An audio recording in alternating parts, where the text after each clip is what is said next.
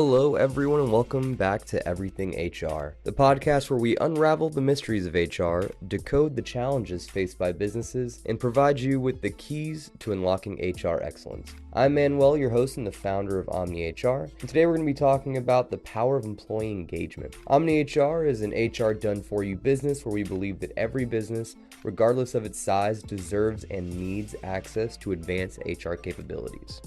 So let's kick things off by acknowledging the crazy power of employee engagement. When employees feel connected, motivated, and valued, the entire workplace transforms. Productivity soars, creativity blossoms, and there's just a positive energy that throws through every project. And every leader, regardless of if they're in HR or not, should really understand this concept. But the real question is, how do you get there? So, first off, let's talk about how to boost morale and motivation. It's no secret that motivated employees are the driving force behind any successful organization. So here are a few strategies that I've used with my teams throughout the years to keep them motivated and keep that motivation strong. Everyone is unique in their own way, and it's important to recognize their individual strengths. But just knowing it isn't enough.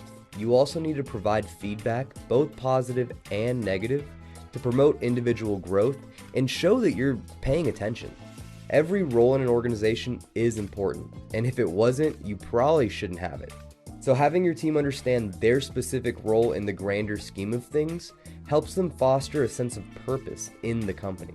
Every team member should be valued by their leaders, but they also need to understand and internalize their own value in the company. Most individuals are looking for paths to grow, so there are definitely some that stagnate, but a lot of times it's just because they don't see a path forward. So a great tool for them is to provide growth opportunities and a clear path forward that everyone can use. Finally, promoting work-life balance is a great way to boost morale. If your team members believe that you care about them, both inside and outside of work, most of the time, they're the ones that are going to be willing to go above and beyond for you. Next up, the cornerstone of any successful workplace, culture. I can and probably will do an entire podcast on culture alone, but today I'll just hit a few key points. And these are some things that we actually discuss with our clients and things that I think are just so important that people don't talk about or don't understand enough. Creating a positive workplace culture, it's not just about the perks. It's about fostering an environment where every employee feels valued, respected, and heard. So we're going to go ahead and explore some of the essential elements that I've found from my history that really help out that developing that real culture that every organization needs. So number one, opening communication and having leadership transparency. Those are absolutely critical to developing a positive work culture. Open communication, top down and bottom up, helps in multiple ways. One is it helps the leaders understand what their team is thinking, and they can react to any issues if there's already that open path of communication. It also opens up a dialogue to find solutions way faster from the people who it usually affects the most. Second is making sure that all the team members feel included in the discussions. Even if they involve big changes or major topics in the company, team members will be able to accept more personal responsibility for these changes if they're aware of it the entire time.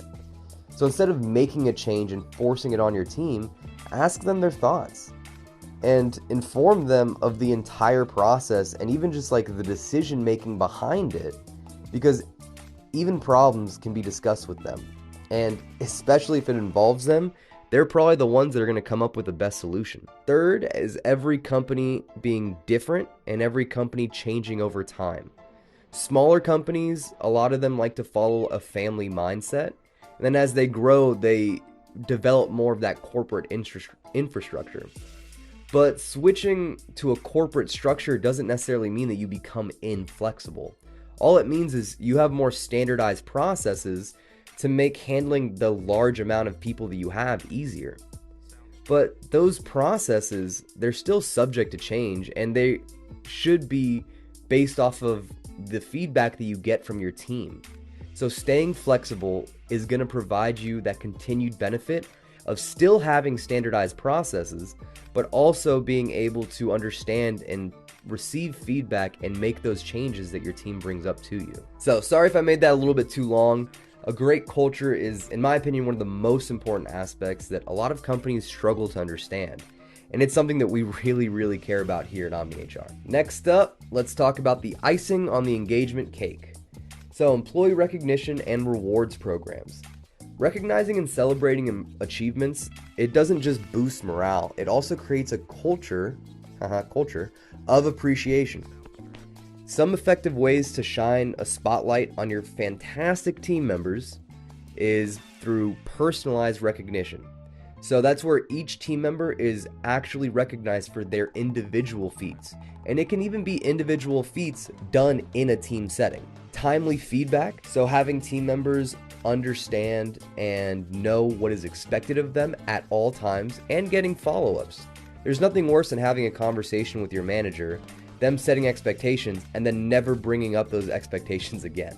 So having that follow-up, having that feedback is extremely critical. And last up is implementing rewards programs. Although having a good culture and having good morale doesn't just come from the benefits that the company gives the employee, but reward programs really help you resonate with your team and really show appreciation in a more concrete way. And these can be really simple, like you can use Monopoly dollars, hand them out to your team, and then they can buy like little company gifts or whatever, just like that. It can be something super simple.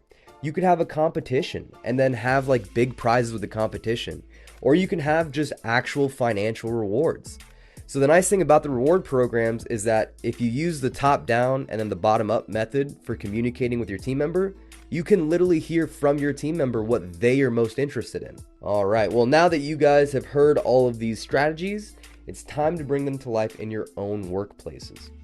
So whether you're a manager, team leader, employee, just someone who has a passion for creating positive change in the organization, just remember that every small effort counts. So start with one strategy, test it out, and build it from there. And once again, if you guys stuck with me this long, I really appreciate it. If you like the content, please rate the show. And if you're feeling crazy, maybe share it with someone. Thank you so much. Have a great one. Sounds right.